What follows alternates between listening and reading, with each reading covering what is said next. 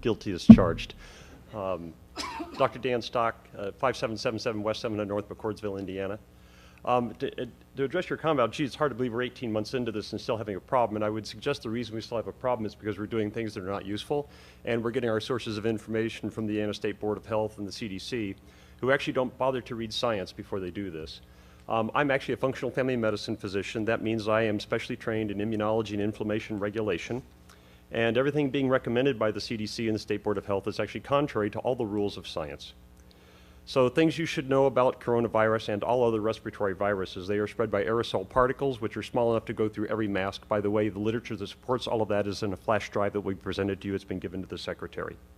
As a matter of fact, it quotes at least 3 studies sponsored by the NIH to that exact fact, even though the CDC and the NIH have chosen to ignore the very science that they paid to have done. That is why you keep struggling with this, is because you cannot make these viruses go away. The natural history of all respiratory viruses is that they circulate all year long, waiting for the immune system to get sick through the winter or become deranged, as has happened recently with these vaccines, and then they cause symptomatic disease. Because they cannot be filtered out and they have animal reservoirs, and this is a very important point, no one can make this virus go away. The CDC has managed to convince everybody that we can handle this like we did smallpox, where we could make a virus go away. Smallpox had no animal reservoirs. The only thing it learned to infect was humans. That's why we were able to make that virus go away. That will not happen with this any more than it will with influenza, the common cold, respiratory syncytial virus, adenoviral respiratory syndromes, or anything else that has animal reservoirs. So the reason you can't do this is because you're trying to do something which has already been tried and can't be done. Equally important is that vaccination changes none of this, especially with this vaccine. And I would hope this board would start asking itself, before it considers taking the advice of the CDC, the NIH, and the State Board of Health, why we are doing things about this that we didn't do for the common cold, influenza, or respiratory syncytial virus. And then ask yourself, why is a vaccine that is supposedly so effective having a breakout in the middle of the summer when respiratory viral syndromes don't do that? And to help you understand that, you need to know the condition that is called antibody-mediated viral enhancement. That is a condition done when vaccines work wrong, as they did in every coronavirus study done in animals on coronaviruses after the SARS outbreak, and done in respiratory syncytial virus, where a vaccine used in a vulnerable individual done the wrong way, which cannot be done right for a respiratory virus which has a very low pathogenicity rate, causes the immune system to actually fight the virus wrong and let the virus become worse than it would with native infection.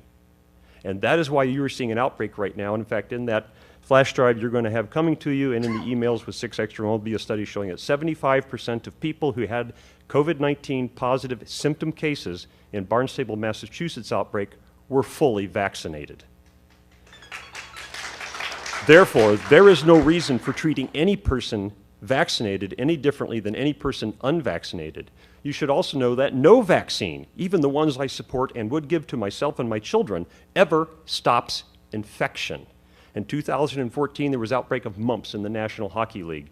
The only people who came down the symptoms were the people who were unvaccinated or unknown vaccine status. Boy, that sounds like a great argument for vaccines. But a question that you should ask yourself, knowing that half of the people who came down with symptomatic disease had no contact with an unvaccinated or unknown vaccine status individual, where did they get the disease? And the answer was from the vaccinated individuals. No vaccine prevents you from getting infection. You get infected, you shed pathogen. This is especially true of viral respiratory pathogens. You just don't get symptomatic from it. So you cannot stop spread. You cannot make these numbers that you've planned on get better by doing any of the things you're doing, because that is the nature of viral respiratory pathogens. And you can't prevent it with a vaccine because they don't do the very thing you're wanting them to do. And you will be chasing this the remainder of your life until you recognize that the Center for Disease Control and the Indiana State Board of Health are giving you very bad scientific guidance. And instead, read the articles that are going to come on the email and are on this flash drive, and listen to the people in this audience here tonight who actually have recognized the advice they are getting from the CDC and the NIH is counterfactual.